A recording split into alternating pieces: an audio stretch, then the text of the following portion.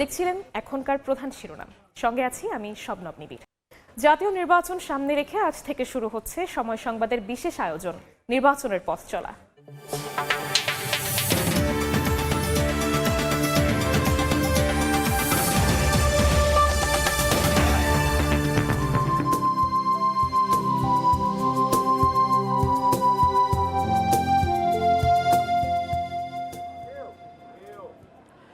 প্রকৃতিতে চলছে শীতের আমেজ, আর আজ বাঙালির গৌরবের দিন মহান বিজয় দিবস, আর চলছে নির্বাচনী উত্তাপ। এই তিনে মিলে ত্রয়োদশ জাতীয় সংসদ নির্বাচনের পরিবেশ সারা দেশে একেবারে জমে উঠেছে। দর্শক, শুরু করছি সময় সংবাদের বিশেষ আয়োজন নির্বাচনের পথচলা, আর এই আয়োজনে আপনাদের সঙ্গে আছি আমি তোহা খান তামিম। আজকে আমরা চলে এসেছি দেশের উত্তরাঞ্চলের জেলা কুড়িগ্রামের রৌমারী উপজেলায়। আর এই রৌমারী উপজেলা মুক্তিযুদ্ধের সময় ছিল মুক্তাঞ্চল, এবং সেই সাথে ছিল দেশের একমাত্র মুক্তিযুদ্ধকালীন সময়ে প্রশিক্ষণ কেন্দ্র, যেখান থেকে আমাদের সূর্য সন্তানরা, আমাদের মুক্তিযোদ্ধারা প্রশিক্ষণ নিয়ে ছড়িয়ে পড়েছিল সারা বাংলাদেশে, মুক্ত করেছিল পাক হানাদার বাহিনী থেকে আমাদের সোনার বাংলাদেশকে, স্বাধীন করেছিল। তবেই না বিজয় এসেছিল। আজকে আমরা এই বিশেষ এলাকায় বিশেষ আমাদের যে আয়োজন নির্বাচনের পথচলা, এই নির্বাচনের পথচলা শুরু করছি সেই কুড়িগ্রাম ৪ আসন থেকে রৌমারী উপজেলায় আমরা চলে এসেছি। আর এই কুড়িগ্রাম ৪ আসন যুক্ত হয়েছে চিলমারী, রৌমারী এবং যে চর রাজীবপুর, এই ৩ উপজেলা মিলে। এই ৩ উপজেলা মিলে আমাদের যে কুড়িগ্রাম ৪ আসন, এই কুড়িগ্রাম ৪ আসনে আমরা আজকে দেখতে পাচ্ছি যে এইখানে যে টাপুরচর ইউনিয়ন রয়েছে, সেই ইউনিয়নে প্রচুর মানুষ কিন্তু এখানে এসেছেন। তাদের সাথে আমরা কথা বলার চেষ্টা করব, জানার চেষ্টা করব এখানকার মানুষের যে ভাবনার কথা, এখানকার মানুষের যে নানা ধরনের চাওয়া পাওয়া, সংকটের কথা। আমরা দেখতে পাচ্ছি যে নানা শ্রেণী পেশার, নানা বয়সের মানুষ কিন্তু এখানে চলে এসেছেন। আপনার সাথে একটু কথা বলতে চাই, জানার চেষ্টা করব এই যে সামনে নির্বাচন, আগামী 12 ফেব্রুয়ারি মানুষ তাদের ভোটাধিকার প্রয়োগ করবে ত্রয়োদশ জাতীয় সংসদ নির্বাচনে। কি ভাবছেন, আপনাদের চাওয়াটা কি নতুন সরকারের কাছে? আমাদের চাওয়া হলো, আমাদের কুড়িগ্রাম ৪ নদী বেষ্টিত এলাকা, আমাদের নদীর ভাঙনে আমাদের এমনি দরিদ্রপীড়িত এলাকা কুড়িগ্রাম ৪ নদীর যে ভাঙনটা, এই ভাঙন রোধ করতে হবে। প্লাস হলো যারা আমাদের এলাকার যারা ঘর বাড়ি হারিয়ে নিঃস্ব, তাদের উন্নয়নমূলক কর্মকাণ্ড, এই এলাকা কৃষি প্রধান এলাকা, কৃষকদের জন্য আপনার হলো যে কোলেস্টেরল দরকার, যে সবজি শাক সবজি যেগুলো উৎপাদন করে তার মানে স্থায়িত্ব রাখার জন্যে কৃষি প্রধান এলাকা হিসেবে কোনো ধরনের কৃষি ভিত্তিক যে উন্নয়নগুলো করা দরকার, এই এলাকার জন্যে করা দরকার। রাস্তাঘাট, আমাদের এমনি বন্যাপীড়িত এলাকা, কৃষকের সার ঠিক মতো পায় না। অর্থাৎ এই যে কৃষি পণ্য, কৃষকের সার, এগুলো যেন সরবরাহ ঠিক থাকে, সে বিষয়ে কিন্তু তিনি আমাদের কথা বলছিলেন। জানার চেষ্টা করবো, আরও বেশ কিছু মানুষ কিন্তু আমাদের সাথে রয়েছেন। আপনি কি করেন, আপনার নামটি বলবেন? আমি এলাহি শাহরিয়ার নাজিম। আমি এমনিতেই বেকার যুবক। তো আসলে আমাদের যে এই এলাকা, সেটি হচ্ছে এই কুড়িগ্রামের রৌমারী উপজেলা। এটি আসলে মুক্তাঞ্চল, এটি 1971 সালে মুক্তাঞ্চল ছিল। এখানে পাক হানাদার বাহিনী প্রবেশ করতে পারেনি, কিন্তু আসলে এখানে 65,000 মুক্তিযোদ্ধা এখানে অংশগ্রহণ করে তারা কিন্তু দেশের বিভিন্ন প্রান্তে তারা যুদ্ধ করেছে। কিন্তু আসলে এখানকার যে একটা মূল্যায়ন করা, বিগত দিনে অনেক সাংসদ এখান থেকে প্রতিনিধিত্ব করেছে, কিন্তু আসলে আমরা কাঙ্ক্ষিত কোনো ধরনের সুযোগ সুবিধা এখানে পাইনি। কেন, তারা কি কোনো কাজ করেনি? তারা তো জনগণের ম্যান্ডেট নিয়ে এসেছিল, বা সেইভাবেই তারা তাদেরকে ভোট দিয়েছিল। আপনারা কি ভোট দিতে পেরেছিলেন সেই সময়? তারা বিভিন্ন প্রতিশ্রুতি দিছে, ঠিক আছে, কিন্তু তারা আমাদের চাওয়াটা, আসলে আমরা যা চাই, আমাদের এই এলাকায় আসলে কি করণীয়, এই এলাকার মানুষ কি করলে ভালো থাকবে এবং এই মঙ্গা পীড়িত এলাকা দূর হবে, তারা আসলে সেটা করতে চাইলেও করেনি। যার পরিপ্রেক্ষিতে এই এলাকা এখনও আসলে এই মঙ্গা পীড়িত এলাকা আছে। আর এখানে সবথেকে বড় কথা হচ্ছে আমাদের এই কুড়িগ্রাম জেলা থেকে এই রৌমারী রাজীবপুর দুটি উপজেলা, এই মুক্তাঞ্চল উপজেলা জেলা শহর থেকে পুরোপুরি বিচ্ছিন্ন ব্রহ্মপুত্র নদ দ্বারা। কিন্তু আসলে আমাদের জেলা শহরে যেতে হলে আমাদের 4 ঘন্টা, মিনিমাম 4 ঘন্টা লেগে যায়, সেখানে আমরা ঢাকা শহরে 5 ঘন্টায় যেতে পারি। যার কারণে আমরা অনেক অনেক কাজকর্ম থেকে জেলার যে সুবিধাগুলো সেগুলো থেকে বঞ্চিত হচ্ছি। অর্থাৎ প্রশাসনিক যে কাজকর্ম সেগুলো থেকে আপনারা বঞ্চিত হচ্ছেন। অর্থাৎ আমরা জানলাম যে এইখানে একটি উপজেলা থেকে জেলা শহরে যেতে প্রায় 4 ঘন্টা সময় লাগে। সেজন্য তাদের দাবি যে এই যে চিলমারি রৌমারি যে সেতু, সেই সেতুর ব্যাপারে কিন্তু তারা বলছেন। আমরা কথা বলবো, এখানে বেশ কিছু মুরব্বী আমরা লক্ষ্য করছি। সামনে তো নির্বাচন, এই নির্বাচনে আপনাদের আসলে চাওয়াটা কি থাকবে? আসসালামু আলাইকুম। আমাদের মূলত চাওয়া থাকবে, আমরা 5ই আগস্টের পর দেশ যেভাবে সুন্দরভাবে চলছে, আগের দুর্নীতি সব মুক্ত হবে, দেশ মাদক নিয়ন্ত্রণ হবে এবং দেশের উন্নয়ন হবে। মূলত টাপুরচর এখানে যে অবস্থান আছে, এখানে ইলেকট্রিসিটির সবচেয়ে বেশি সমস্যা, কারেন্টের বেশি সমস্যা। এই ইলেকট্রিসিটির কাজ করতে হবে। আমরা আশা করব আগামী নির্বাচনে যারা আসবেন তারা এই জিনিসগুলো সঠিকভাবে পর্যালোচনা করবেন। অসংখ্য ধন্যবাদ। আমরা শুনছিলাম এলাকার মানুষের চাওয়ার কথা। তারা বলছিলেন মাদক মুক্ত, দুর্নীতি মুক্ত, সচল বাংলাদেশ, উন্নয়ন যেন হয় সে ব্যাপারে। আপনি কি করেন, আপনার নামটা বলবেন? আমি মোহাম্মদ আহসান হাবিব, প্রধান শিক্ষক, বলমারি সরকারি বিশ্ববিদ্যালয়, পেশায় আমি শিক্ষক। বাহ, আমরা একজন শিক্ষককে পেয়ে গেছি। শিক্ষা ব্যবস্থা কেমন চলছে আপনার এই এলাকায়? রৌমারী উপজেলায় আমাদের যে প্রাথমিক বিদ্যালয় রয়েছে 115টি, এখানে মাধ্যমিক বিদ্যালয় রয়েছে 24টি এবং উচ্চ মাধ্যমিক বিদ্যালয় রয়েছে, কলেজ রয়েছে 12টি, আর সেই সাথে মাদ্রাসা রয়েছে 12টি। এই যে শিক্ষা প্রতিষ্ঠানগুলো বললেন, এই শিক্ষা প্রতিষ্ঠানে কি শিক্ষার্থীরা নিয়মিত যায়? উপস্থিতি হার কেমন তাদের? আমাদের এই রৌমারপদ উপজেলা, এখানে আমাদের যোগাযোগ ব্যবস্থা একবারেই নাজুক অবস্থায়। বিদ্যালয়গুলো সাধারণত ছাত্রছাত্রীরা নিয়মিত আসার চেষ্টা করলেও তারা এই যোগাযোগের কারণে যথাসময়ে যথাযথভাবে আসতে পারে না।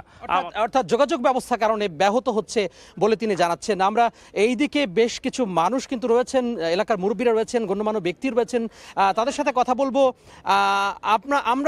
আপনি কি করেন এবং আপনার নামটা কি একটু বলবেন? আমার নাম মোহাম্মদ আলহাজ মোহাম্মদ আব্দুল বাতেন, বীর মুক্তিযোদ্ধা, অবসরপ্রাপ্ত পুলিশ অফিসার। অসাধারণ। আমরা একজন বীর মুক্তিযোদ্ধাকে পেয়েছি যিনি আইনশৃঙ্খলা বাহিনীর একসময় সদস্য ছিলেন। আমার আজকে বিজয়ের মাস, সেই বিজয়ের মাসে নিঃসন্দেহে আমাদের গৌরবের এবং নিঃসন্দেহে আমাদের ভালো লাগছে এই মুহূর্তে যে একজন মুক্তিযোদ্ধাকে পেয়েছি। আপনি তো এই মুক্তাঞ্চল ছিল এটি, এবং এখানে প্রশিক্ষণ কেন্দ্র ছিল, এই টাপুরচর ইউনিয়নে কিন্তু আংশিক প্রশিক্ষণ কেন্দ্র ছিল। এগুলো নিয়ে ছোট্ট একটু বলবেন আমাকে, যে আপনার স্মৃতিচারণ। আজকে তো বিজয়ের মাস। আমরা এই টাপুরচর মাঠেই ফিজিক্যাল ট্রেনিংটা আমাদের করানো হয়েছে 1 মাস, প্রায় 1 মাসের মতো। তারপরে অস্ত্র প্রশিক্ষণ দিয়ে রৌমারিতে, সাথে সাথে আমাদের ডিফেন্সে পাঠানো যায়, সেখানে আমরা ডিফেন্সে কাজ করি। আমাদের 71 আমাদের গৌরবের, আমাদের ভিত্তি, এবং আমরা 24-এ আমাদের পরিবর্তন এসেছে। এই দুটো মিলে আপনি কি বলবেন? এই যে তরুণ সমাজ সামনে বাংলাদেশ বিনির্মাণ করবে, আপনি কি বলবেন এই বিষয়ে? আমি একটা বিষয়ে বিশেষভাবে জোর দিয়ে বলতে চাচ্ছি যে আমাদের এলাকার যোগাযোগ ব্যবস্থা, কুড়িগ্রাম যাই আর রংপুর যাই আর ময়মনসিংহ যাই, খুব খারাপ অবস্থা রাস্তার। কারণ একটা রুগী, মুমূর্ষু রুগীকে নিয়ে যাইতে এই রাস্তায় মারা যেতে পারে, বা কোনো গর্ভবতী নারী ডেলিভারির জন্য নিতে হলে ভীষণভাবে কষ্ট পায়। রাস্তাও খারাপ, গাড়িও পাওয়া যায় না। এটা আমি আশা করব যে রাস্তাগুলো যেন সংস্কার করা হয় মানুষের উপকারের স্বার্থে। অর্থাৎ যোগাযোগ ব্যবস্থার উন্নয়ন আপনি চান। সামনে যে নির্বাচিত সরকার আসবে, এখানে অনেক সাধারণ মানুষ কিন্তু দাঁড়িয়ে রয়েছেন, তাদের সাথেও কিন্তু কথা বলার চেষ্টা করব। আপনি একটু বলবেন আপনি কি করেন, আপনার নামটা কি? আমি মোহাম্মদ রিপন, আমি স্টুডেন্ট, ঢাকা কলেজে পড়াশোনা করতেছি। আচ্ছা, এই যে আপনি একজন শিক্ষার্থী, কি অবস্থা এলাকার, আপনাদের এলাকার কি পরিস্থিতি? যারা তরুণ সমাজ রয়েছে তাদের কি অবস্থা, কর্মসংস্থানের কি অবস্থা? পড়াশোনা শেষ করে আপনি আসলে কি করতে চান, সেই সুযোগ আছে কিনা? নতুন সরকারের কাছে আপনাদের চাওয়াটা কি থাকবে? নতুন সরকারের কাছে আমাদের অবশ্যই চাওয়া যে কর্মসংস্থান তৈরি করবেন। বিশেষ করে আমাদের উত্তর অঞ্চলে কোনো কর্মসংস্থান নাই। বিগত সরকার সবসময় যারা আসছে ক্ষমতায় তারা বলছে যে উত্তরবঙ্গে নিয়ে কিছু করবে, কিন্তু আমাদের এখানে কোনো কাঙ্ক্ষিত উন্নয়ন হয় নাই। ঠিক আছে, আমাদের এখানে কর্মসংস্থান বলতে কিছু নাই। কর্মসংস্থান চলতে হলে আমাদের আপনার ঢাকার দিকে দৌড়াইতে হয়। উত্তর অঞ্চলে কর্মসংস্থান বলতে কিছু নাই। আর বর্তমান যে তরুণ সমাজ অবস্থা, এখানে আমাদের অনেক শিক্ষিত ছেলে আছে, মেয়ে আছে, এরা দেশের বাইরে পড়াশোনা করতেছে, ঢাকা দিয়ে এমনকি আমাদের এখান থেকে দেশের বাইরেও অনেকে পড়াশোনা করতেছে, কর্মসংস্থান আমাদেরকে নাই। আমাদের এদিকে কর্মসংস্থানের জন্য বিভিন্ন কলকারখানা করলে আমাদের এলাকার প্রত্যন্ত অঞ্চল যেহেতু, সেক্ষেত্রে আমাদের যারা কৃষির সাথে জড়িত, আমাদের মূলত বাপ মা পড়াশোনা করে কৃষির উপর নির্ভর করে। এখানে আমাদের যদি কোনো কলকারখানা ইন্ডাস্ট্রি তৈরি করা হয় তাহলে আমাদের জন্য অনেক সুবিধা হচ্ছে। সেক্ষেত্রে অর্থাৎ তরুণ সমাজে যে কর্মসংস্থান, সেই কর্মসংস্থানের কথা কিন্তু তিনি বলছেন। এখানে এই যে টাপুরচর ইউনিয়ন, এখানে রয়েছে আমরা একটি বাজার এলাকা, এবং এখানে আমরা লক্ষ্য করছি যে নানা শ্রেণী পেশার মানুষ কিন্তু এখানে রয়েছেন। একটি চায়ের দোকানে চা বানানো হচ্ছে, গরম গরম চা খাচ্ছেন সবাই, এবং চলছে কিন্তু নির্বাচনী আড্ডা, এবং নির্বাচনী মানুষের কিন্তু ভাবনা কথা বলছেন। আপনার সাথে একটু কথা বলতে চাই, আপনি কি করছেন, আপনার এলাকার কি কি সমস্যা রয়েছে, যে সমস্যাগুলো সমাধান করা উচিত, যিনি এই এলাকায় নির্বাচিত হয়ে আসবেন তার প্রথম পদক্ষেপ কি হতে পারে? আমি মোহাম্মদ ওসমান গনি, আমি একজন সাধারণ মানুষ। আমাদের রৌমারী প্রত্যন্ত এলাকায় আসামের একটি আংশিক বন্যা হলে আমাদের এখানকার ফসল মনোগঞ্জে ডুবে যায়, কিন্তু আমাদের কুড়িগ্রাম 4 আসনে যদি একটি ভালো প্রতিনিধি যদি হয়, তার মাধ্যমে আমরা এই কুড়িগ্রাম 4 আসনে এবং আমার রৌমারী এবং টাপুরচরের আশা করি উন্নয়নমূলক যে কাজ হবে, এইটা আমরা আশা তার উপর প্রত্যাহার মধ্যে করি। জি, দেশের প্রত্যন্ত অঞ্চল হিসাবে যেই উন্নয়নের ছোঁয়া লাগবে সে ব্যাপারে তিনি আশা করেছেন। আপনি তো চা বানান, এই চায়ের দোকানদার, আপনি আপনার ব্যবসা কেমন চলছে, বিগত দিনে কেমন চলেছে, এবং সামনের দিনে কেমন ব্যবসা পরিচালনা করতে চান? আমার ব্যবসা অল টাইম ভালো চলে। আমি দুপুরে দোকান খুলি, রাত 8টা পর্যন্ত বেচাকেনা করি। দোকান ভালো চলে আর কি। নতুন সরকারের কাছে কি আশা করবেন আপনি? আলোচনা আমরা আশা করবো যে পাতির দাম, চিনির দাম কমিয়ে দেওয়া হোক, আমরা সেটা আশা করব। জি, অসংখ্য ধন্যবাদ। এই কুড়িগ্রাম 4 আসন নিয়ে আমাদের সময় সংবাদের যিনি কুড়িগ্রামে কাজ করেন, সময় সংবাদের রিপোর্টার, তিনি একটি প্রতিবেদন তৈরি করেছেন, এবং বাদশাহ সৈকত তিনি একটি প্রতিবেদন তৈরি করেছেন। সেই প্রতিবেদন নিয়ে তার কথা শুনবো। এই প্রতিবেদনে মূলত কি কি বিষয় তিনি উঠে আনিয়েছেন, এই প্রতিবেদনে কি কি বিষয় তিনি স্থান পেয়েছেন, আমরা তার সাথে কথা বলবো। বাদশাহ সৈকত, আপনি আপনার প্রতিবেদনে কি কি বিষয় আপনি এখানে সন্নিবেশিত করেছেন? ধন্যবাদ তামিম। আমি আসলে আমার এই প্রতিবেদনে প্রথমত দেখাতে চেয়েছি যে কুড়িগ্রামের চিত্র এবং এটার অবস্থান, এবং তারপর এখানকার যে প্রধান সমস্যা সেগুলো তুলে ধরেছি। নদী ভাঙন, কর্মমুখী কোনো শিল্প প্রতিষ্ঠান নেই, এসব তুলে ধরার পর আমি এই জেলার যে সম্ভাবনার কথা সেটাও তুলে ধরেছি, যে এই নদ নদীগুলো যদি শাসন করা যায় তাহলে এই জেলার দ্রুত উন্নয়নের দিকে যাবে, এবং কাঙ্ক্ষিত যে উন্নয়ন গণমানুষের চাওয়া সেটি হবে। দর্শক, আমাদের সহকর্মী বাদশাহ সৈকত একটি প্রতিবেদন তৈরি করেছেন এই কুড়িগ্রাম 4 আসন নিয়ে। সেই প্রতিবেদনটি এখন আমরা দেখে নেব।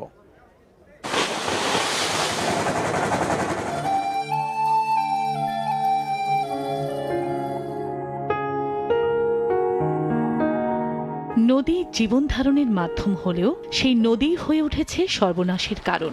সঠিক পরিকল্পনা ও যথাযথ ব্যবহার করতে না পারার ব্যর্থতার ঘূর্ণিপাকে লাখো লাখো মানুষের জীবন।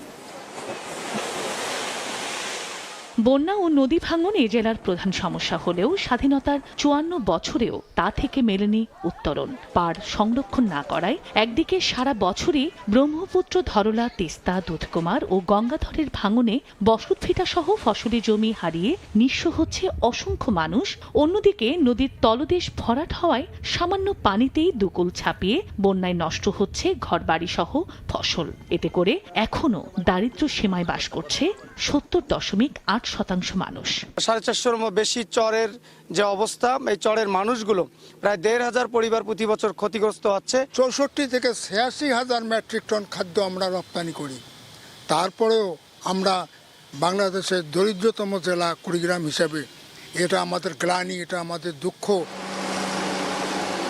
একমাত্র সোনাহাট স্থলবন্দর ও রৌমারী শুল্ক স্টেশন ছাড়া কুড়িগ্রামে নেই কর্মমুখী কোনো শিল্প প্রতিষ্ঠান। 14 বছর ধরে বন্ধ টেক্সটাইল মিলস, কুটির শিল্পে মেলেনি সুফল। চালু হয়নি ঐতিহ্যবাহী চিলমারি নৌবন্দর। এছাড়া ভাড়াটে ক্যাম্পাসে চলছে উচ্চশিক্ষার কুড়িগ্রাম কৃষি বিশ্ববিদ্যালয়। চরাঞ্চলে নেই শিক্ষার সুযোগ, বাড়ছে শিক্ষিত ও অশিক্ষিত বেকারের সংখ্যা। তার উপর সীমান্তের ওপার থেকে আসা মাদকের ছোবল। এই 278 কিলোমিটারে মাদক কারবারিটা বন্ধ করা হোক, যাতে এলাকার যুবকরা বিভিন্ন কাজে যুক্ত হতে পারে। আমাদের কুড়িগ্রামে এমন একজন ব্যক্তি আসুক যারা আমাদের এই পরিস্থিতি থেকে উঠায় নিয়ে আসতে পারবে।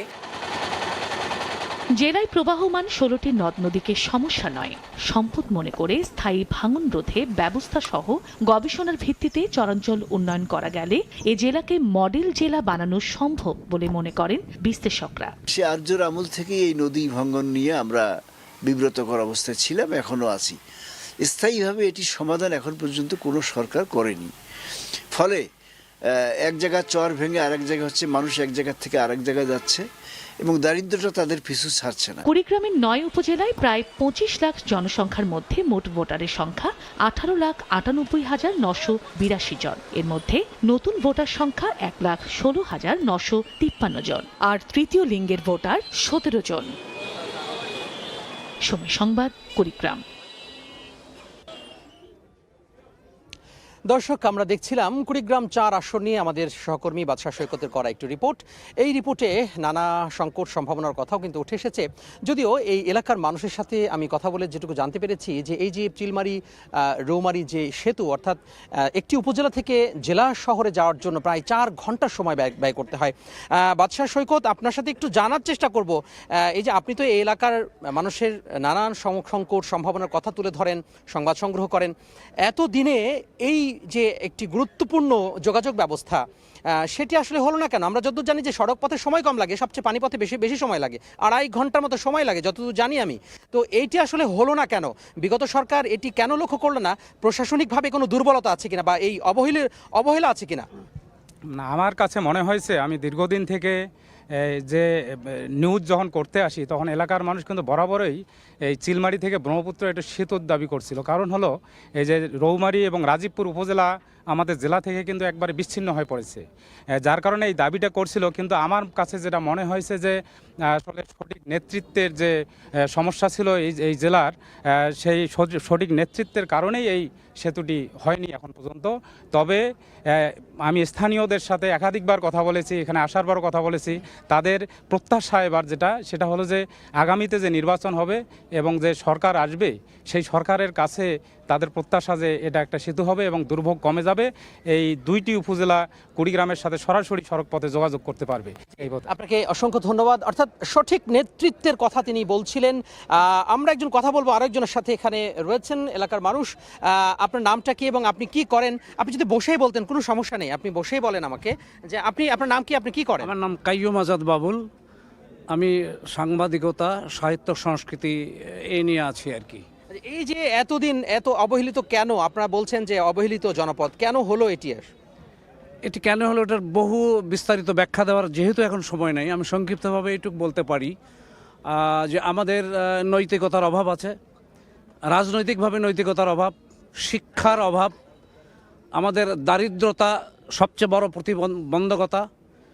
এইখানে এই সব কিছু মিলে সংস্কৃতি, যে জাতির সংস্কৃতি উন্নত নয় সে জাতি বৃহৎ হতে পারে না। আমাদের এই অঞ্চলটায় বিশেষ করে সাহিত্য সংস্কৃতির ব্যাপারে আমরা ছোটোবেলায় লেখাপড়া করি, লেখাপড়া যারা করতে যাবে সবাইকে সাহিত্য নিয়ে পড়তে হবে, এটা একটা সাবজেক্ট। কিন্তু সাহিত্য সংস্কৃতির ব্যাপারে আমাদের এই অঞ্চলে কোনো পৃষ্ঠপোষকতা নাই। আমাদের এখানে আপনারা যারা এখানে আছেন তারা আপনারা দায়িত্ব কেন নিলেন না বা এতদিন কেন করলেন না আপনারা, বা আপনারা করছেন কিনা? আমরা করছি, আমাদের যতটুকু সম্ভব আমরা করে যাচ্ছি। কিন্তু সবচেয়ে বড় জিনিস হলো এখানে একটা প্রতিবন্ধকতা থেকে যায়।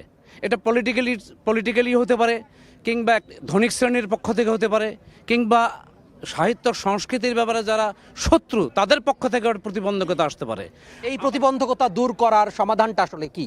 এই দূর করার সমাধানটা একটা সরকার নিতে পারে, যদি সে সরকার সেরকম মানসিকতা থাকে। যেহেতু এখন পর্যন্ত আমাদের দেশটা ধর্মনিরপেক্ষ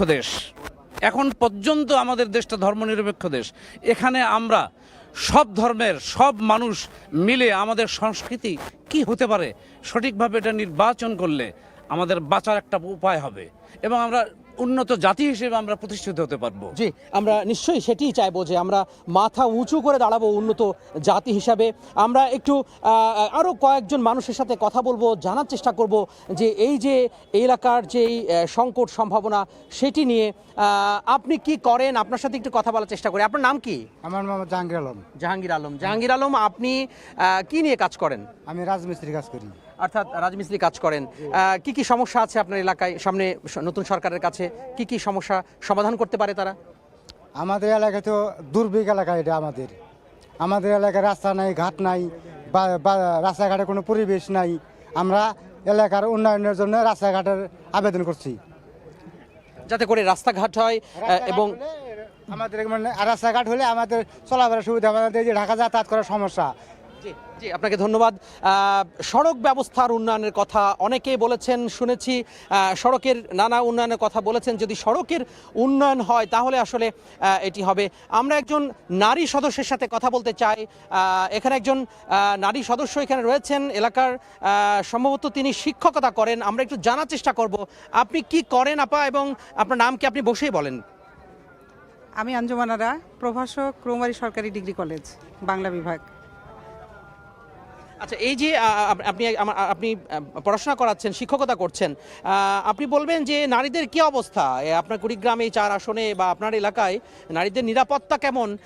নারীর শিক্ষার ক্ষেত্রে কতটা এগোতে পারলেন আপনারা এতদিনে? আমার এলাকায় নারী শিক্ষা পুরুষ শিক্ষা সমান তালেই চলছে, কিন্তু নারীদের শিক্ষার ব্যাপারে বা ছেলেদেরই বলি আমি, শিক্ষার ব্যাপারে একটু উদাসীনতা এখন দেখা যায়। আমি এর পেছনে একটা কারণ দেখতে পাই, সেটা হচ্ছে প্রথমত ঘন ঘন সিলেবাস পরিবর্তন এবং পরীক্ষা পদ্ধতির কিছু বিষয় আছে। আরেকটা হচ্ছে প্রাইভেট কোচিংয়ের একটু দৌরাত্ম্যটা, লাগামহীন দৌরাত্ম্য। আমরা ক্লাসে ছাত্রছাত্রী খুব একটা উপস্থিত পাই না। আরেকটা জিনিস হচ্ছে আমরা নতুন আত্মীকৃত সরকারিকৃত কলেজ, এখানে আমাদের অনেক শিক্ষক নাই, কিন্তু সরকার শিক্ষকও দিচ্ছেন না, আমরা নিরুপায়। আর মেয়েদের বিষয়টা হচ্ছে যে তারা বই পড়ে যাচ্ছে। আর এইটার পেছনে আমি কারণ দেখি, বাল্যবিবাহ কারণ নয়, আমি এর পেছনে কারণ দেখি হচ্ছে দরিদ্রতা, কর্মসংস্থানের অভাব, আর বাবা মার একটা হতাশা কাজ করে। মধ্য কথা একটা সচেতনতার অভাব কিন্তু রয়েছে। আমরা এলাকার নানা বয়সী মানুষের সাথে কথা বলার চেষ্টা করেছি, জানার চেষ্টা করব তরুণ যারা ভোটার রয়েছেন, যারা তরুণ সমাজ রয়েছেন, সেই তরুণ সমাজের কাছে একজন তরুণ দেখতে পাচ্ছি আমরা এখানে, তিনি দাঁড়িয়ে রয়েছেন। আপনি কি এবার ভোটার হয়েছেন বা ভোট দিয়েছেন এর আগে? না, আমি এর পূর্বে কখনো ভোট দিইনি, এবার আমি নতুন ভোটার হলাম। মতো কথা, আপনি প্রথম ভোটার, নতুন ভোটার, একজন নতুন ভোটারকে আমরা পেয়েছি যিনি প্রথম ভোট প্রয়োগ করবেন ত্রয়োদশ জাতীয় সংসদ নির্বাচনে। আপনার কি মনে হয় এই যে প্রথম ভোট, আপনি কেমন নেতৃত্ব দেখতে চান আগামীর বাংলাদেশে?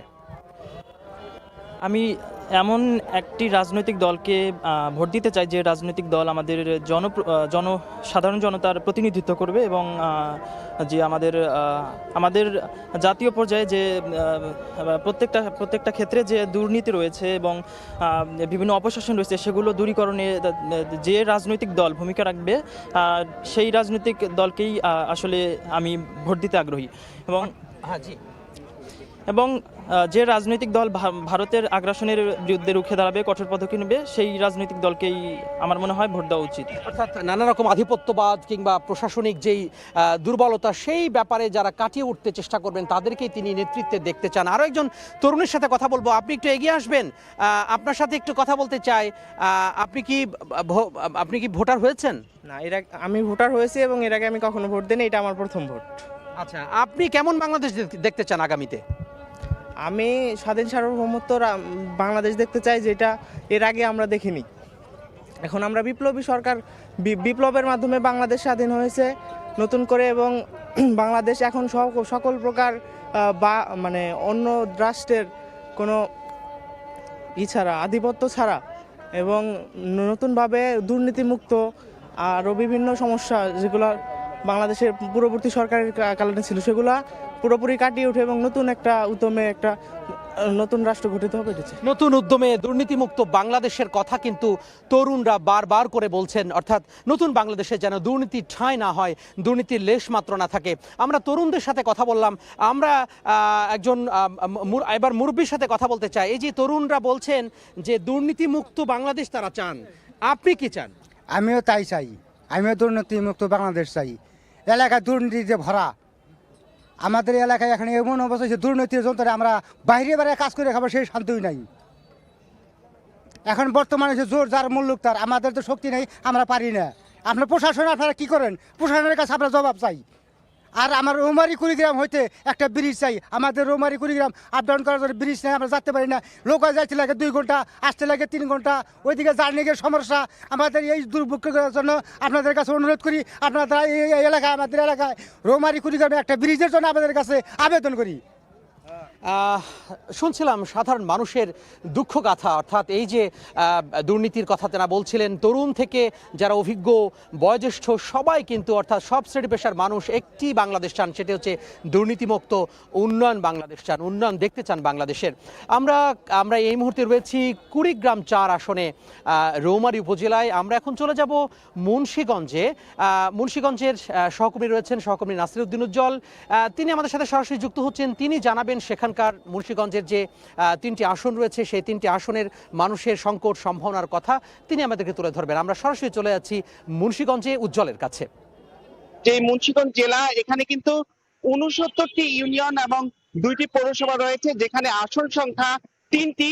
এই যে আজকে বিজয় দিবসে আমরা যেটি লক্ষ্য করেছি যে এখানকার নির্বাচনী হাওয়া কিন্তু প্রবল বেগে চলছে এবং নানা রকম আলোচনা হচ্ছে। কিন্তু এখানকার মানুষ বলছেন যে রাজধানীর কাছের জেলা, যেটি একেবারে আলোর নিচে অন্ধকার, কারণ এই জেলাটিতে নানা রকম চ্যালেঞ্জ রয়েছে, বিশেষ করে কৃষি, আলু ভিত্তিক অর্থনীতি এর উপর একটা ভর করে থাকে এই জেলার মানুষ। সেখানে আলুর মূল্য না পাওয়ার কারণে এবং সারের কৃত্রিম সংকট এবং যে মানসম্মান প্রশ্ন রয়েছে। একই সঙ্গে আপনারা জানেন যে 1000 বছর আগে কিন্তু এই জেলাটি ছিল, এই অঞ্চলটি ছিল যেটি শিক্ষা বান্ধব অঞ্চল, যেখানে বিক্রমপুর বৌদ্ধ বিহারের মতো বিশ্বখ্যাত বিশ্ববিদ্যালয় এখানে ছিল। কিন্তু এখন কিন্তু এখানে শিক্ষার পরিবেশটি ওরকম নেই, এখানে কোনো পাবলিক বিশ্ববিদ্যালয় নেই, পাবলিক মেডিকেল কলেজ নেই। আপনারা জানেন যে এই অঞ্চল দিয়ে পদ্মা সেতু প্রবাহিত হয়েছে, কিন্তু এই পদ্মা সেতু যে এই সড়ক যোগাযোগের বড় একটি গ্যাপ রয়েছে জেলা সদর এবং আশপাশের অন্যান্য উপজেলাগুলোতে, কারণ আন্ত উপজেলার সড়কের অবস্থা কিন্তু নাজুক। এখানে রাজধানীর সঙ্গে যে মেট্রো রেল যোগাযোগের একটি পরিকল্পনা ছিল, সেটি থেকে সরকার দূরে সরে যাচ্ছেন এমন অভিযোগে কিন্তু খুশি হচ্ছে এই অঞ্চলের মানুষ। একই সঙ্গে যে নদী ভাঙনের কারণে ক্ষত বিক্ষত এই জেলার অন্তত 2টি থেকে 3টি উপজেলা, মেঘনার ভাঙনের কবলে কিন্তু রয়েছে গজারিয়া উপজেলা। এসব বিষয়গুলো কিন্তু তারা তুলে আনছেন। একই সঙ্গে যে এখানকার প্রত্ননগরী হিসাবে মুন্সিগঞ্জের পরিচিতি রয়েছে, এখানে স্যার জগদীশ চন্দ্র বসুর মতো যে জগৎ বিখ্যাত বিজ্ঞানী, জ্ঞান তাপস সতীশ দীপঙ্কর এমন অনেক গুণীজনদের যে বিচরণ ভূমি। একই সঙ্গে রাজনৈতিক অঙ্গনে বলি, ব্রিটিশ বিরোধী আন্দোলন বলি, মহান মুক্তিযুদ্ধ, প্রতিটি গণতান্ত্রিক আন্দোলনে এই জেলার যেমন ভূমিকা রয়েছে, আবার এই জেলার সন্তানরা কিন্তু জাতীয় পর্যায়ে নেতৃত্ব দিয়েছেন। এই জেলা থেকে অন্তত 2 জন রাষ্ট্রপতি এই রাষ্ট্র পরিচালনা করেছেন, প্রধান উপদেষ্টার দায়িত্বে ছিলেন একজন, আর প্রতিটি মন্ত্রী পরিষদে অন্তত মুন্সিগঞ্জ থেকে একাধিক কিন্তু মন্ত্রী ছিলেন। কিন্তু তারপরে যে এই অঞ্চলের উন্নয়ন নেই এবং এই অঞ্চলের মানুষের যে বড় অবদান রয়েছে, যে আপনারা জানেন যে 1.5 লক্ষাধিক মানুষ কিন্তু বিশ্বের বিভিন্ন অঞ্চলে বসবাস করেন এবং তারা কিন্তু এই অঞ্চলের জন্য রেমিটেন্স পাঠান। জাতীয় রাজস্ব খাতে অনেক বড় অবদান রয়েছে।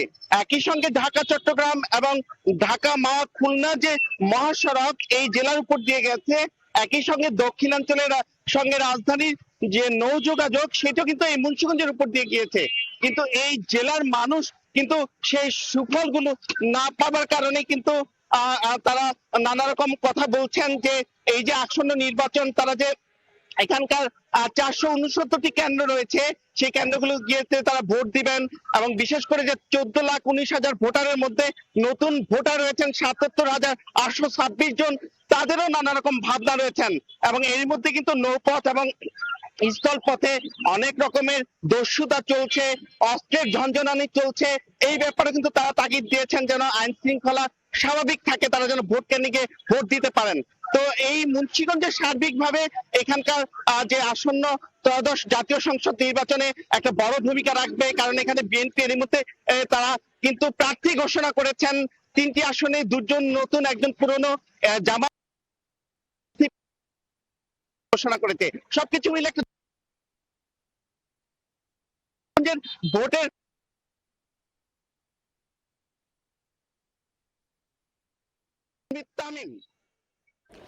আমরা যুক্ত হয়েছিলাম রাজধানী ঢাকার নিকটবর্তী জেলা মুন্সিগঞ্জ থেকে এবং সেখানকার যে আসনগুলো রয়েছে সংসদীয় আসন, সেই সংসদীয় আসনের এলাকার যে বিভিন্ন সংকট সম্ভাবনা এবং বঞ্চনার কথা কিন্তু তুলে ধরছিলেন আমাদের সহকর্মী। আমরা আবার ফিরে আসলাম কুড়িগ্রামের রৌমারী উপজেলা এবং কথা বলছিলাম এই এলাকার উন্নয়ন সম্ভাবনা এবং সংকটের কথা নিয়ে। আমরা কথা বলবো আরও একজনের সাথে। এখানে একেবারে বলা যায় যে নির্বাচনের যে চায়ের আড্ডা সেটি আসলে জমে উঠেছে। আপনারা দেখছেন নির্বাচনের পথ চলার সময় আমাদের বিশেষ আয়োজন। আপনার সাথে একটু কথা বলতে চাই, আপনি কি করছেন এবং আপনার নামটা কি? আমি মোহাম্মদ আনিসুর রহমান, আমি উপজেলা মাদক প্রতিরোধ কমিটির সদস্য। তার রৌমারী এই কুড়িগ্রাম 4 আসনের আমাদের প্রধান সমস্যা হচ্ছে এই উন্নয়নের দিক থেকে সবচেয়ে বড় অন্তরায় হচ্ছে আপনার মাদক। আজকের মাদকের ইয়ের কারণে যুব সমাজ ধ্বংসের দ্বার প্রান্তে চলে গেছে। এই আসনে আপনার কুড়িগ্রাম 4 আসনে আপনার 38 কিলোমিটার সীমান্ত রয়েছে। এই সীমান্ত দিয়ে আপনার প্রতিনিয়তই আপনি দিনের বেলায় বলেন, রাতের বেলায় বলেন, হ্যাঁ, চোরাচালান, মাদকের সাথে চোরাচালান চলে আসছে।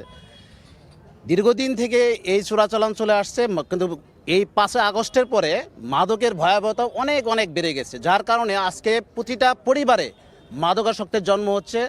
আর এই বিষয়ে আপনার জনপ্রতিনিধি, তারপর রাজনৈতিক ব্যক্তিত্ব, তারা কেউ, এমনকি যারা ধর্মীয় সভা, আমরা সভা করি, ধর্ম সভা করি, সেখানে দেখা যায় মাদকের বিরুদ্ধে সোচ্চার ভূমিকা কেউ রাখছেন না, যার কারণে এই এলাকার আপনার প্রতিটা ঘরে ঘরে মাদকাসক্তের জন্ম হচ্ছে এবং চুরি, ছিনতাই এবং কি খুন খারাপি। আপনার রিসেন্ট আপনাদের একটি ট্রিপল মার্ডার হয়েছে শুধু এই মাদককে কেন্দ্র করেই, মাদক চোরাচালানকে কেন্দ্র করে আপনার ট্রিপল মার্ডার হয়েছে।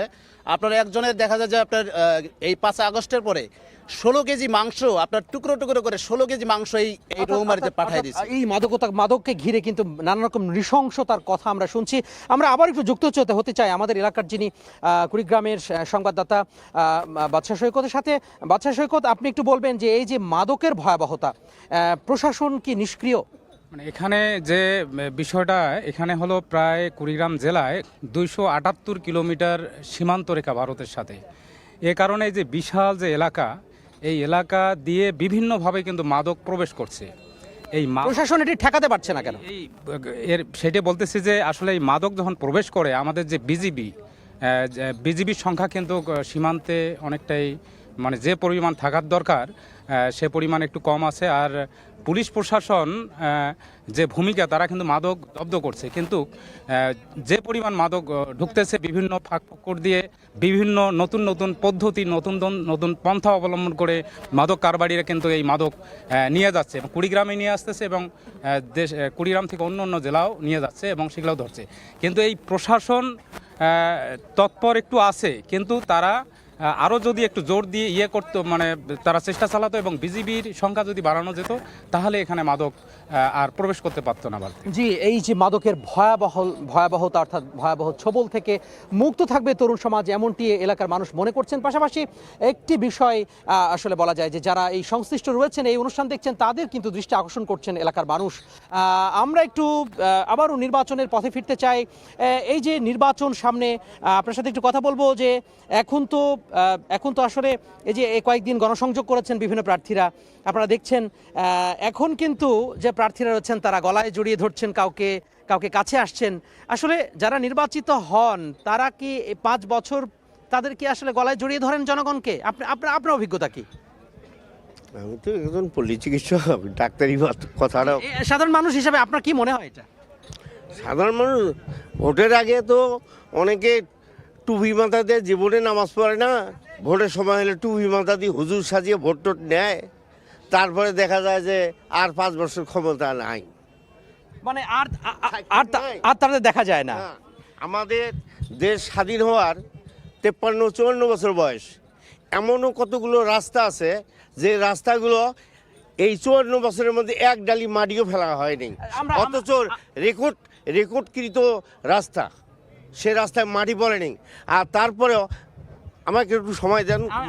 আমি আপনার কথা নিশ্চয়ই শুনবো। সড়ক ব্যবস্থা নিয়ে অনেকেই কথা বলেছেন। নিঃসন্দেহে আমরা চাইবো যে এই যে যিনি আসবেন, আপনি বসেন দয়া করে, যিনি আসবেন তিনি এই বিষয়গুলো নিঃসন্দেহে তিনি খেয়াল করবেন, যাতে করে মাদক সহ যোগাযোগ ব্যবস্থা সহ এই উন্নয়ন যেন হয় এবং গণমানুষের কাছাকাছি যেন তারা থাকেন। আমরা আরও কয়েকজনের সাথে কথা বলতে চাই। আপনি কি করেন এবং আপনার নামটা একটু বলবেন? আচ্ছা, আমি রাজু আহমেদ, আমি মূলত ব্যবসা করি। আচ্ছা, এই যে ব্যবসা পরিচালনার ক্ষেত্রে ছোট্ট করে বলবেন যে কি কি প্রতিবন্ধকতা আপনাদের আছে, কি কি সমস্যা আছে? আর এখানে মূল প্রতিবন্ধকতা হচ্ছে যোগাযোগ ব্যবস্থাটা।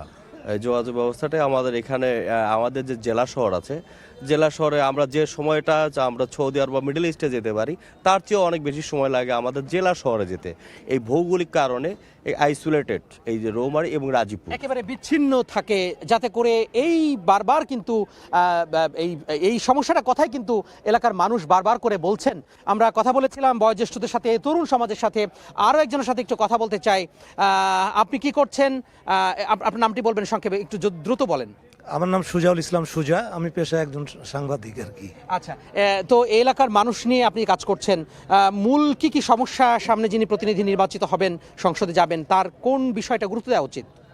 আমাদের এখানে মূল সমস্যা, একেবারে পয়েন্ট আকারে যদি বলতেন। পয়েন্ট আকারে আমাদের প্রধান সমস্যা হচ্ছে যে নদী ভাঙন, বন্যায় রাস্তাঘাটের যে ক্ষতিগ্রস্ত সেগুলোকে পুনর্নির্মাণ করা, এবং এখানে যে প্রচুর পরিমাণ বেকার যুবক আছে তাদের জন্য ক্ষুদ্র শিল্পের ব্যবস্থা করা। পাশাপাশি আমাদের যে জেলা সদরের যোগাযোগ, যে ব্যবসা বাণিজ্যের প্রসার, আর সেখানে এই একটা ব্রিজের অভাবে সেই ব্যবসা বাণিজ্যের সম্প্রসারণও করা যাচ্ছে না। মানে ব্যবসা থেকেও বঞ্চিত হচ্ছি, শিক্ষা থেকে বঞ্চিত হচ্ছি। ফলে আমাদের এই কুড়িগ্রাম বাংলাদেশের মধ্যে দারিদ্র্য সীমার তৃতীয় স্থানে অবস্থান করছে। তো এই দারিদ্রতার থেকে এই অঞ্চলের মানুষকে রক্ষা করতে হলে এখানে কুটির শিল্প, নদী শাসন এবং যোগাযোগ ব্যবস্থার উন্নয়ন, দুর্নীতিমুক্ত এবং মাদক, বিশেষ করে মাদকের ভয়াল থাবা আমাদের এই অঞ্চলকে গ্রাস করে ফেলছে। মাদকের যে রুটগুলা এখন বাংলাদেশের মধ্যে এই রৌমারী প্রধান রুট হিসেবে স্থান দখল করে নিয়েছে। এই আমাদের যে রৌমারী স্থলবন্দরটা আছে এটাকে পূর্ণাঙ্গ স্থলবন্দরে রূপান্তরিত করলে ওখানে কয়েক হাজার মানুষের কর্মসংস্থান হবে। পাশাপাশি আমাদের যে এখানে কৃষি পণ্য যেগুলো আছে সেখানে সংরক্ষণ করার কোনো ব্যবস্থা নেই। এখানে যদি একটা কোল্ড স্টোর স্থাপন করা হয় তাহলে কৃষি নির্ভর এই আমাদের এই অঞ্চলটা দারিদ্রতার হাত থেকে রক্ষা পাবে এবং সমৃদ্ধ হবে আপনাদের এলাকা তথা পুরো বাংলাদেশ। আমরা কথা বলছিলাম এলাকার মানুষের নানা সংকট সম্ভাবনার কথা নিয়ে, শুনছিলাম দাবি দাওয়া। মানুষের আকুতি কিন্তু প্রবল, অর্থাৎ দেশ নিয়ে তারা ভাবেন, এলাকার মানুষ সব নিয়ে ভাবেন। আমরা একজন মুরব্বীর সাথে কথা বলতে চাই, একজন বসে আছেন। আপনি কি করছেন? আপনার নামটা কি? নূর মোহাম্মদ। নূর মোহাম্মদ, আপনি এই বাংলাদেশ কিভাবে দেখতে চান সামনের দিনগুলোতে? সামনে তো ভালোই দেখতে চাই। তাহলে কি কোনো সমস্যা আছে? সমস্যা তো আছেই। এই আমাদের এই দেশটা হলো অভাবী এলাকার। এই এলাকারে যদি গেলে কয়েকটা ভালো ভালো শিল্প করে দিত বা কারখানা করে দিত, তাহলে এবারে মনে করেন যে বেকার সমস্যাটা দূর হইতো, মানে মানুষের কর্মসংস্থান হইতো। কর্মসংস্থান হইতো। এই যে যেমন মাদকের কথাটা বললো, ইহিনে মানুষ পেটের অভাবে অনেক কিছুই করে। যেহেতু কর্মসংস্থান নাই, এখন কি করবে? যে চারটা ভাত তো খাওয়া লাগবো। কাজেই মানে যে কোনোভাবেই হোক তারা জোগাড় করে খাইতে আছে। নিঃসন্দেহে যাতে করে মানুষের কর্মসংস্থান তৈরি হয় সেই ব্যাপারে কিন্তু মানুষ যেন খেয়াল করে। আমরা একজন কথা বলবো আরও একজনের সাথে। আর কি কি সমস্যা যেগুলো বলা হয়েছে আপনি বসেই বলতে পারেন। সবাই যে যোগাযোগ ব্যবস্থার কথা বলেছে, দুর্নীতির কথা বলেছে, মাদকের কথা বলেছে, আপনি আর কি কি নতুন বিষয় যোগ করতে চান? আসসালামু আলাইকুম। বাংলাদেশের মধ্যে রৌমারী উপজেলাটা সবচাইতে পিছিয়ে পড়া জনবহুল এলাকা। এখানে অসংখ্য মানুষের বসবাস। এখানে কুড়িগ্রাম জেলার মধ্যে এই রৌমারীতেই 8টি নদী প্রবাহিত, তার মধ্যে মেইন নদীটা হলো ব্রহ্মপুত্র। তো এইখান থেকে বিভিন্ন কারণে ব্যবসা বাণিজ্য, বিভিন্ন আদালত মামলা, এই কারণে প্রতিদিনে হাজার হাজার মানুষ ওপারে যাতায়াত করে। এই যাতায়াত ব্যবস্থাটা উন্নয়নের জন্য অবশ্যই এই এলাকায় একটা ব্রহ্মপুত্রের উপর সেতু দরকার। এতদিনে আসলে কেন হলো না? এত উন্নয়ন হলো সারা বাংলাদেশে, অথচ এই বেসিক একটা যে প্রয়োজনীয়তা আপনাদের, সেটি কেন হলো না? আপনার কি মনে হয়? এই যে আমাদের এই প্রয়োজন, এটা কিন্তু আমরা সরকারের কাছে ইতিপূর্বে অনেকবার দাবি করছি, মানববন্ধন করছি, মিছিল করছি, আন্দোলন করছি, এমনকি আমরা ঢাকা পর্যন্ত এটা নিয়ে স্মারকলিপি দিছি। আমাদেরকে আশ্বাস দেওয়া হয়েছে যে হ্যাঁ সেতু হবে, এই হচ্ছে, কিন্তু অদ্যাবধি মানে শেষ অবধি, গত সরকারের শেষ অবধি আমাদের সেই আশা পূরণ হয় নাই। আশা করি আমরা আগামীতে যেই সরকারই আসুক আমাদের এই এলাকার দরিদ্র মানুষের কষ্টটা দূর করার জন্য অবশ্যই ব্রহ্মপুত্রের উপর একটা সেতু হবে। নিশ্চয়ই এই অনুষ্ঠানের মাধ্যমে সংশ্লিষ্ট যারা এই দাবিগুলো দেখছেন, শুনছেন, নিশ্চয়ই মানুষের আকুতি তাদের কাছে নিশ্চয়ই পৌঁছাচ্ছে। নিশ্চয়ই এই বিষয়টি যারা নতুন প্রতিনিধি আসবেন তারা এই বিষয়টি লক্ষ্য করবেন। আপনার সাথে একটু কথা বলতে চাই, আর কি কি সমস্যা রয়েছে, নিরাপত্তার কি অবস্থা? আসসালামু আলাইকুম, আমি নুর আলম খান হিরো। আমাদের রৌমারী উপজেলার যে সমস্যাগুলোর কথা সকলেই বলতেছে, এখানে নিরাপত্তার অবস্থা বলতে গেলে নিরাপত্তার পাশাপাশি আপনার আমাদের এখানে সর্বোচ্চ মানে সবাই যে কথাগুলো বলতেছে সেখানে আপনার শিক্ষা এবং আপনার স্বাস্থ্যক্ষেত্রের জন্য আমরা সবচেয়ে অবহেলিত। এখান থেকে যদি আমাদের কোনো লোক অসুস্থ হয়, ঢাকাগামী এবং রংপুর এবং কুড়িগ্রাম ছাড়া কোনো চিকিৎসা নেই। এখানে আপনার স্বাস্থ্যের যে অবনতি রৌমারী রাজীবপুরে, সেখানে শুধু নামে মাত্র যে হাসপাতাল আছে এই হাসপাতালে সঠিক চিকিৎসা হচ্ছে না। একটি গুরুত্বপূর্ণ কথা আপনি উল্লেখ করেছেন, স্বাস্থ্য খাতে আমরা কথা বলবো। এখানে একজন চিকিৎসক রয়েছেন, তার সাথে আমরা একটু কথা বলার চেষ্টা করবো। এখানে তো স্বাস্থ্য কমপ্লেক্স রয়েছে, তো সেই স্বাস্থ্য কমপ্লেক্সটা কি এটি কি কাজ করছে না, বা মানুষের অভাব পূরণে এটি কেমন অবস্থা, আপনি কি মনে করছেন? এখানকার আমি ডাক্তার মোহাম্মদ নজিরুদ্দিন সরকার। আমার চিকিৎসার বয়সকাল প্রায় 30 চলছে। এখানে যে স্বাস্থ্য কমপ্লেক্সটি রয়েছে সেটি আসলে কয় শয্যা বিশিষ্ট? এবং এখানে আগে ছিল 28-29টা, তারপরে 50 শয্যা বিশিষ্ট হাসপাতাল হয়েছে। হাসপাতাল আছে কিন্তু ডাক্তার নেই। হাসপাতাল আছে, ডাক্তার নাই, তাহলে রুগীরা কোথায় যাচ্ছে? মুমূর্ষু রুগীরা কি করছে? তারা রুগীরা হয় ব্রহ্মপুত্র পাড়ি দিয়ে যাবে পশ্চিমে, কিন্তু ব্রহ্মপুত্র পাড়ি দিয়ে প্রায় 4 ঘন্টা, আড়াই ঘন্টা সময় লাগে। শুধু 4 ঘন্টা না, কতগুলো রাস্তা 10 বছর আগে খোয়া বিছায় রাখছে, ইট বিছায় রাখছে, প্লাস্টার করার কোনো ধারণা নাই। যারা রাজনৈতিক নেতা নেত্রী তারা কিভাবে পাস করিয়ে আনে, কখন খায়, কখন বিতরণ করে, কখন রাস্তা করে, কোনো হিসাব নিকাশ নেই। সাধারণ জনগণ দুঃখী মরে। একটা ডেলিভারি রুগী হাসপাতালে পৌঁছাতে আমার 10 মিনিটের দরকার, 5 মিনিটের দরকার, কিন্তু সেখানে এই রাস্তার জন্য পৌঁছিতে 3 ঘন্টা লাগে, 4 ঘন্টা লাগে। এমনও কিছু রাস্তা আছে ইট নাই, খোয়া নাই, কাদা পড়ি আছে, সেখান দিয়ে ওই আপনার টেম্পু, ওই যে আপনার অটো গাড়ি যাবে, ভ্যান গাড়ি যাবে, গাড়ির ঠেকনাতে হাসপাতালে রুগী যে ডেলিভারি হবে, সিজার হবে, এ সিজারের ব্যবস্থা নেই। রাস্তায় ডেলিভারি সিজার কমপ্লিট, বুঝছেন? এই হলো রৌমারীর রাস্তাঘাট। আমরা যতদূর জানি যে এই রৌমারীতে যে 50 শয্যা বাড়ানো হয়েছে, এটির কি অবস্থা? এটি কি সুফল পাচ্ছেন না আপনারা? না, এখানে তো এমবিবিএস ডাক্তার নেই। আমাদের রৌমারী স্বাস্থ্য কমপ্লেক্সে কোয়াক ডাক্তার বলা হয়, কোয়াক ডাক্তার। অনেকেই বুঝবে না কোয়াক ডাক্তার কাকে বলে। সেটি কোয়াক ডাক্তারটা সেটা কি? সবে মাত্র পাস করছে, বিসিএস দেয় নাই, হ্যাঁ, তাদের চাকরি হয়েছে। আবার কিছু ডাক্তার আছে ডিপ্লোমা ডাক্তার, পল্লী চিকিৎসক। এই পল্লী চিকিৎসক ডাক্তার দিয়েই হাসপাতাল চলছে। কিন্তু শয্যা তো বাড়ানো হয়েছে 50 শয্যা আছে, ডাক্তার নাই। তাছাড়া আরও সমস্যা আছে। মনে করেন যে ডাক্তারগুলো আছে তারা ক্লিনিকগুলোতে এই ডাক্তার না থাকায় ওখানে যে ক্লিনিকগুলো চালু আছে বর্তমান, মানে পাবলিক ক্লিনিক, তারা বাহির থেকে ডাক্তার নিয়ে আসতেছে, নিয়ে আসিয়ে এই চিকিৎসাগুলো মেকআপ দিচ্ছে। কিন্তু আমরা অরিজিনালভাবে সাধারণ পাবলিক হাসপাতাল থেকে সুচিকিৎসা পাচ্ছি না। এটি একটি ভয়াবহ চিত্র উঠে এসেছে। একজন চিকিৎসক, আপনি বসুন প্লিজ। একজন চিকিৎসকের কাছ থেকে আমরা শুনছিলাম যে এখানকার স্বাস্থ্য ব্যবস্থা কি ভঙ্গুর।